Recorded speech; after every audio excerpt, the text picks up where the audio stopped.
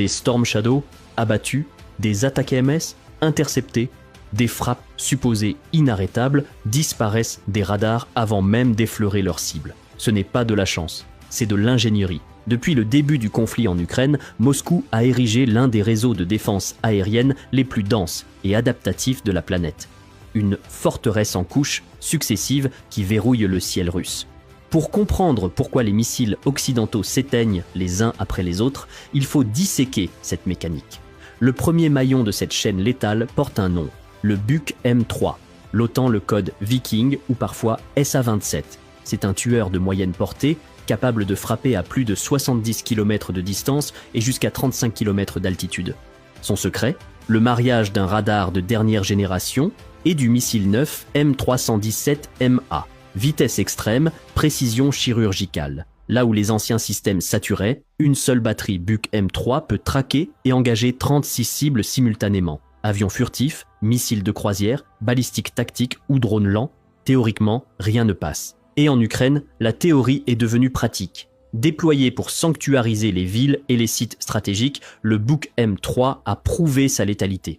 En mai 2025, il a revendiqué la destruction d'un MiG-29 ukrainien et l'interception du missile Flamingo, pourtant présenté comme un atout décisif pour Kiev. Le Buk M3 n'est pas un simple système d'interception, c'est un veilleur permanent. Si le Buk protège l'horizon, la couche suivante opère au contact direct. C'est le domaine du Tor M2. Son mandat est simple, détruire tout ce qui a survécu pour menacer les troupes au sol. Dans un rayon de 15 km, il engage 4 cibles simultanément.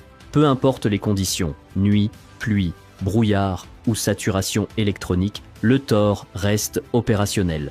Sa force majeure, une couverture totale à 360 degrés, là où un système Patriot standard est limité à un secteur de 180 degrés. Sur le terrain, ce n'est pas de la théorie. En juillet 2024, le ministère russe de la Défense a confirmé l'interception d'un Storm Shadow dans la région de Kharkiv par un Tor M2.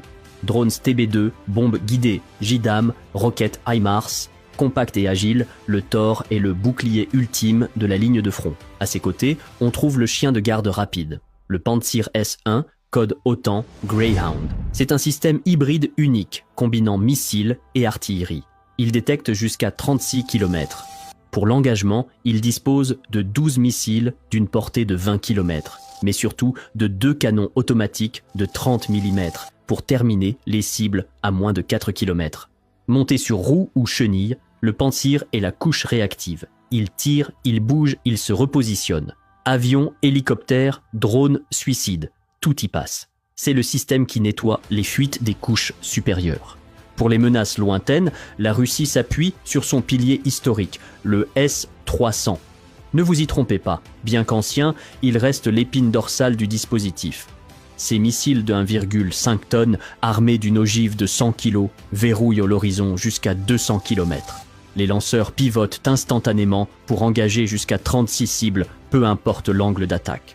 C'est la couche qui force l'ennemi à raser le sol. Mais le véritable mur se dresse juste au-dessus, le S-400. Sa portée grimpe à 400 km.